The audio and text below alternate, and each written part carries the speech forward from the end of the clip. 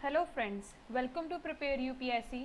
आज हम बात करने जा रहे हैं जम्मू एंड कश्मीर, जो हमारे देश का एक बहुत प्यारा हिस्सा है, जिसको हम स्विट्ज़रलैंड ऑफ इंडिया भी कहते हैं।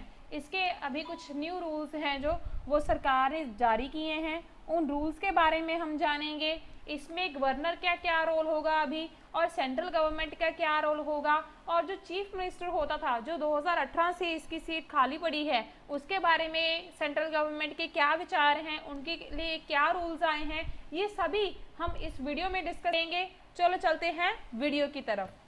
सबसे पहले हम बात करेंगे कि न्यूज़ क्या है। न्यूज़ है जो मिनिस्ट्री ऑफ होम अफेयर्स है, उसने कहा है कि ये जो हमारी जम्मू एंड कश्मीर को स्टेट से तोड़कर यूनियन टेरिटरी बना दिया गया है, उसकी एडमिनिस्ट्रेशन के लिए नए रूल्स लाए गए हैं, जिसमें के गवर्नर के कुछ फंक्शन बताए गए हैं और काउंसिल ऑफ मिनिस्टर्स के फंक्शन बताए गए हैं। एक एक करके इन सभी के फंक्शन करते हैं। सबसे पहले बात करेंगे लेफ्टिनेंट गवर्नर की, कि जो भी कोई मुद्दा पुलिस के रिलेटेड हो गया, पब्लिक ऑर्डर के साथ, ऑल इंडिया सर्विसेज के साथ, एंटी करप्शन के साथ, ये सभी जो मुद्दे हैं वो गवर्नर के नीचे आएंगे। गवर्नर ही इन पर कोई फंक्शन या एक्शन ले सकता है। और जो चीफ मिनिस्टर है या फिर और काउंसिल ऑफ मिनिस्टर्स हैं, इनमें इनका कोई भी हाथ नहीं होगा, वो इसमें कुछ भी अपना ऑर्डर नहीं दे सकते।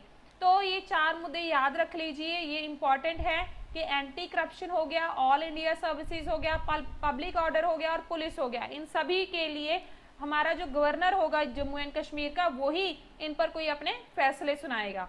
तो ये है क्या, तो ये प्रपोजल और मैटर, ये सभी चीज़ें वहाँ की पीस, शांति को अफेक्ट करेंगी, यूटी को।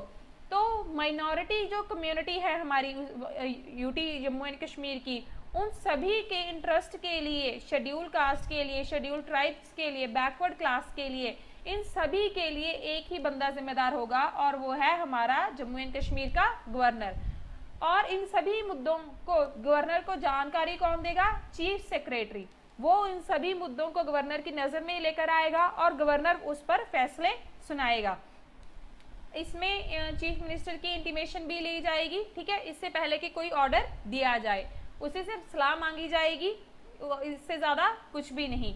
तो अगर हमारा जो गवर्नर है या फिर मिनिस्टर है, उन दोनों में कोई अनबन होगी, मतलब कोई मुद्दा ऐसा खड़ा हो गया कि दोनों में वो सहमति हो ही नहीं रही, तो उस केस में हम क्या करेंगे? तो उस केस में क्या होगा कि एटलीस्ट अगर 1 मंथ हो चुका है कि कोई भी फैसला नहीं आ रहा, तो जो गवर्नर का फैसला है उसी को ही माना जाएगा, काउंसिल ऑफ मिनिस्टर्स के फैसले को नहीं माना जाएगा। तो गवर्नर की जो पदवी है वो अब ऊंची हो चुकी है इस नए रूल के साथ, तो काउंसिल ऑफ मिनिस्टर्स की यहाँ पर नहीं चलेगी, गवर्नर का जो फैसला होगा वही माना जाएगा। अब बात करते हैं प्रेसिडेंट का क्या रोल है। वैसे जैसे गवर्नर और काउंसिल ऑफ मिनिस्टर्स में कोई बात की अनबन हो जाए, कोई ओपिनियन में वो अटक जाए, कोई ओपिनियन उन दोनों के साथ में अग्री ना करें, तो उस केस में क्या होगा कि जो हमारा गवर्नर होगा, ठीक है, वो इस मुद्दे को सेंट्रल सरकार तक लेके जाएगा, ताकि जो प्रेसिडेंट का डिसीजन है वो आ सके, और जो प्रेसिडेंट का डिसीजन होगा वही लागू होगा जम्मू एंड कश्मीर में। मतलब पहले तो गवर्नर है सेकेंड नंबर पर, अगर वो भी उसका फैसला नहीं चलता तो उसके बाद जो हमारे प्रेसिडेंट हैं उनका फैसला वहां पर चलेगा। ये हम जानते हैं कि गवर्नर जो होते हैं वो प्रेसिडेंट के लिए रिस्पॉन्सिबल होते हैं, ठीक है, वो प्रेसिडेंट को अपना सारा कुछ रिपोर्ट्स देते हैं। हमारा जो गवर्नर है जम्मू एंड कश्मीर का, उसके पास इतनी भी पावर दी गई है कि अगर ऐसी कोई सिचुएशन आ भी जाए कि प्रेसिडेंट को हमारा ये टॉप मुद्दा दे दिया कि उनके ओपिनियन चाहिए, तो उन सभी सिचुएशन में अगर काउंसिल ऑफ मिनिस्टर कोई एक्शन लेती है तो उसको सस्पेंड भी कर सकता है गवर्नर, मतलब गवर्नर के हाथ ही सारा कुछ है। तब तक वो कर सकता है जब तक प्रेसिडेंट ऑफ इंडिया का कोई डिसाइड ना कर ले कि उस केस में क्या करना है, तो तब तक गवर्नर ही फैसले लेगा। तो इसमें काउंसिल ऑफ मिनिस्टर का रोल क्या है, जो जिसको चीफ मिनिस्टर लीड करेंगे, तो इनके हाथ में सिर्फ नॉन ऑल इंडिया सर्विसेज आते हैं, जैसे कि कोई नया टैक्स लगाना, कोई लैंड पर रेवेन्यू लगाना, कोई जो गवर्नमेंट की कह सकते हैं प्रॉपर्टी है उसको सेल करना, ठीक है, और कोई डिपार्टमेंट को रिकंस्ट्रक्ट करना, कोई ऑफिस दोबारा बनाना, इन सभी मुद्दों के ऊपर चीफ मिनिस्टर ही फैसला लेंगे, ठीक है। पर गवर्नर की आगे हमेशा इम्पोर्टेंस ज़्यादा ही रहेगी। अगर कोई भी मुद्दा गवर्नमेंट की नज़र में, ठीक है, लाया जाएगा, गवर्नमेंट ऑफ यूनियन टेरिटरी की अगर कोई भी कंट्रोवर्सी है, चाहे वो सेंट्रल सरकार के साथ है चाहे वो स्टेट की सरकार के साथ है, तो उसको हमारे गवर्नर और चीफ मिनिस्टर की नज़र में लाया जाएगा। और ये नज़र में लाएगा कौन? सेक्रेटरी, ठीक है, concern through the chief secretary. मतलब चीफ सेक्रेटरी से वो पहले अपना सलाह लेंगे, फिर सेक्रेटरी इन दोनों को बताएंगे। इसमें सेंट्रल गवर्नमेंट का क्या रोल है कि जो हमारा लेफ्टिनेंट गवर्नर है वो रेफरेंस देता है सेंट्रल गवर्नमेंट के लिए अगर कुछ भी मुद्दा आता है नीचे लिखे वालों में से।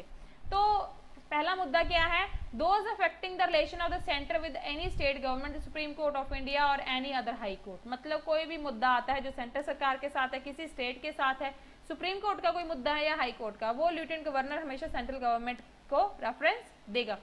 और अगर चीफ सेक्रेटरी और डायरेक्टर जनरल ऑफ पुलिस की अपॉइंटमेंट करनी है उसकी प्रपोजल्स भेजेगा, ठीक है। इंपॉर्टेंट केस जिसके साथ के वहाँ यूनियन टेरिटरी की कोई शांति भंग हो सकती है उन सभी केसेस को वहाँ पर भेजेगा। केसेस विच अफेक्ट और are likely to affect the interest of any minority community. Kashmir में, जम्मू एंड कश्मीर में कोई भी माइनॉरिटी कम्युनिटी है, अगर उसके इंटरेस्ट को कोई ठेस पहुंच रही है तो वो ये सारे केस, चाहे वो शेड्यूल क्लास से हैं चाहे वो बैकवर्ड क्लास से हैं, वो सभी सेंट्रल सरकार के पास जाएंगे। तो इसका बैकग्राउंड क्या है कि अगस्त 6, 2019 को पार्लियामेंट ने जो हमारा आर्टिकल 370 है जिसके कारण जम्मू एंड कश्मीर को एक स्पेशल स्टेट घोषित किया हुआ था इतने सालों से, वो उन्होंने रिवोक कर दिया था, ठीक है, उन्होंने वो खत्म कर दिया था वो जो आर्टिकल था, और जम्मू एंड कश्मीर को स्टेट से हटाकर एक यूनियन टेरिटरी बना दिया गया, उसको डिवाइड कर दिया, एक लद्दाख यूनियन टेरिटरी बन गई, एक जम्मू एंड कश्मीर की। पर जम्मू एंड कश्मीर की लेजिस्लेटिव असेंबली भी होगी, ये भी बताया है। और जम्मू एंड कश्मीर का 2018 से लेकर अब तक कोई भी चीफ मिनिस्टर नहीं है। और according to the requirements of JNK reorganisation act 2019, इसके तहत न्यू इलेक्शन होंगे जब तक डिलिमिटेशन नहीं चल रही है उस वक्त तक कोई इलेक्शन नहीं होंगे, इसके बाद ही इलेक्शन होंगे अगले साल। तो इस नए रूल के इम्प्लीकेशंस क्या हैं?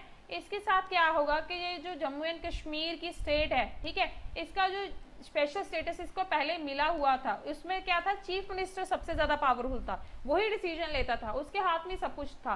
पर अभी न्यू रूल्स के साथ उसके हाथ में अब कुछ नहीं रहा, CM को सिर्फ एक पपेट बना दिया गया है एक काउंसिल ऑफ मिनिस्टर्स और गवर्नर के हाथों में। तो चीफ मिनिस्टर कोई भी ऐसा फैसला नहीं ले सकता है, सभी फैसले गवर्नर के हाथ में ही हैं। चीफ मिनिस्टर के पास इतना भी हक नहीं है कि वो किसी जम्मू एंड कश्मीर के पुलिस के कांस्टेबल को ट्रांसफर कर सके। तो अभी जो CM है वो जस्ट एक ऑर्नामेंटल फिगर है और कुछ भी नहीं। तो यहीं तक थी हमारी वीडियो जम्मू एंड कश्मीर की रूल्स के बारे में। अगर आपको हमारी ये वीडियो पसंद आई हो तो हमारा चैनल ज़रूर सब्सक्राइब करें, लाइक करें हमारी वीडियो और शेयर करें। धन्यवाद।